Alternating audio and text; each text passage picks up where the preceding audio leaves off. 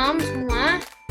Perkenalkan kami dari kelompok 4, Prodi Jurusan Hubungan Internasional dari Universitas Sains dan Teknologi Jayapura. Kami akan membahas mengenai sejarah diplomasi dalam arena yang berbeda. Sebelum itu, izinkan kami memperkenalkan diri.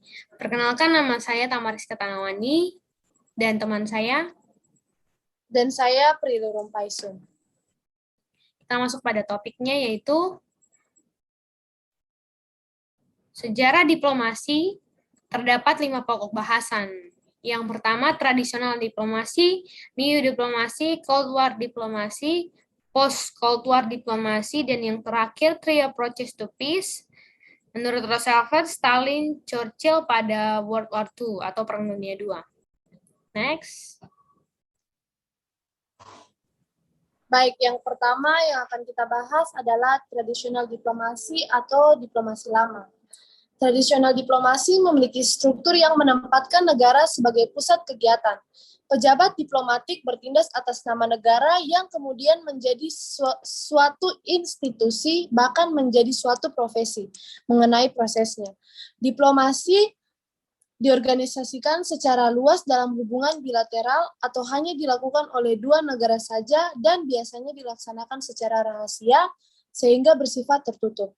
Ciri diplomasi lama atau tradisional adalah mencirikan semangat kompromi.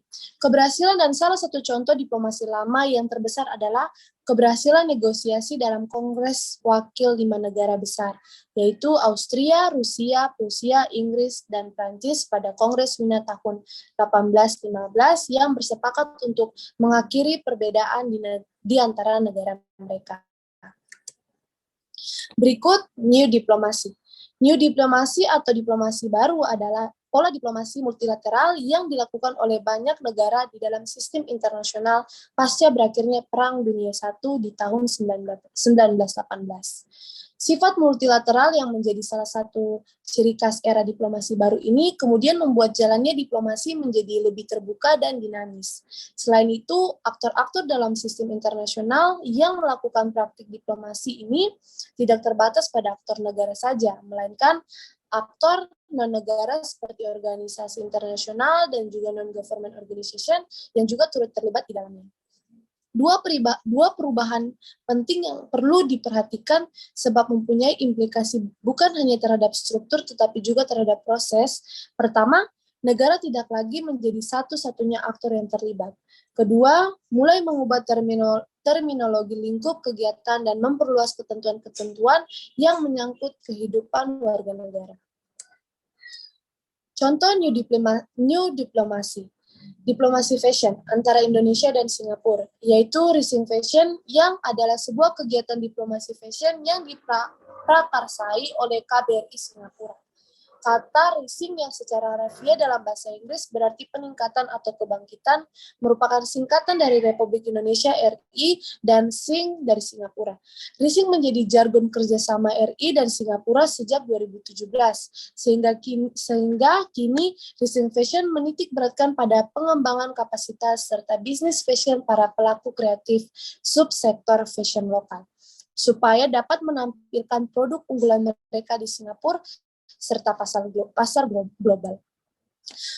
Berikut Cold War diplomasi atau diplomasi pada era Perang Dingin. Ini adalah Amerika Serikat dan Uni Soviet.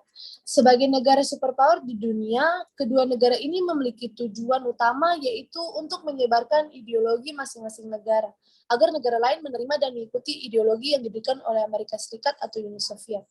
Amerika Serikat dan Uni Soviet memiliki power untuk menyebarkan ideologinya kepada negara-negara lain di dunia, terutama pada negara-negara yang baru merdeka.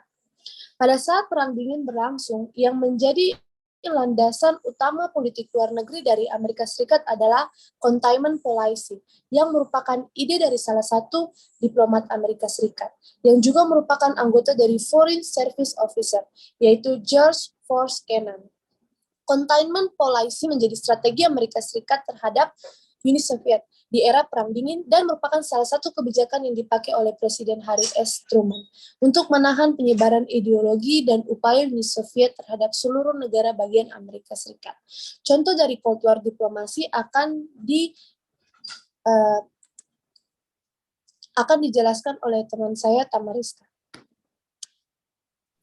Oke, contoh dari Cold War diplomasi atau Perang Dingin adalah diplomasi jazz yang diprakarsai oleh Amerika. Mereka memperkenalkan musik jazz yang lahir pada abad ke-19 di Amerika Serikat bagian selatan, yaitu New Orleans. Jazz diplomasi yang dipakai Amerika Serikat berhasil untuk mempengaruhi dan mengubah opini publik di Uni Soviet dalam menerima pengaruh dari Amerika Serikat. Publik Uni Soviet menerima pengaruh bahwa citra Amerika Serikat adalah negara yang demokrasi. Opini publik Uni Soviet yang telah terpengaruh membuat publik mendesak pemerintahan Uni Soviet untuk membuka diri menerima jazz diplomasi, serta mengakui musik jazz sebagai budaya Amerika Serikat di Uni Soviet. Next. Post-Cold War diplomasi. Berakhirnya Perang Dingin ditandai dengan adanya pertemuan antara Gorbachev dan George Bush untuk menandatangani perjanjian pengawasan persenjataan di Moskow pada tahun 1989. Sistem internasional pada masa Perang Dingin yang bersifat bipolar kemudian berubah menjadi sistem internasional yang bersifat unipolar. Hal ini dikarenakan setelah Perang Dingin hanya Amerika Serikat sajalah yang menjadi negara yang hegemon di dunia. Kemudian sistem unipolar yang ada berubah menjadi sistem internasional multipolar karena terdapat beberapa negara yang hegemon selain Amerika. Mereka inilah yang mendominasi sistem internasional setelah Perang Dingin berakhir. Sistem internasional yang bersifat multipolar ini kemudian membuka kesempatan yang lebih luas terhadap aktor-aktor di dalam hubungan internasional sendiri untuk memainkan peran mereka dalam dunia internasional. Masa sistem internasional pasca Perang Dingin yang multipolar ini juga kerap kali disebut dengan masa globalisasi. Next. Yang terakhir adalah three approaches to peace menurut Roosevelt, Stalin, dan Churchill pada World War II atau Perang Dunia II. Perang Dunia II belum resmi berakhir, tetapi para pemimpin tiga raksasa sekutu, yaitu Amerika Serikat oleh Roosevelt, Inggris oleh Churchill, dan Uni Soviet oleh Stalin. Mereka bertemu untuk membicarakan nasib negara-negara Eropa pasca perang. Salah satu hasil dari pertemuan mereka adalah lahirnya United Nations atau yang sekarang kita sebut Perserikatan Bangsa-Bangsa. Mengadopsi Liga Bangsa-Bangsa, tujuan utama dari PBB adalah menjaga keamanan dan perdamaian dunia.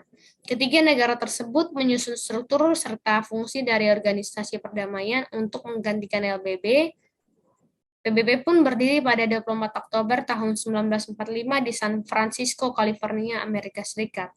Pembentukan ini ditandai dengan piagam PBB yang ditandatangani oleh 50 negara di dunia. Dari jumlah awal negara yang 50 negara ini, sampai sekarang yang bergabung adalah 93 negara.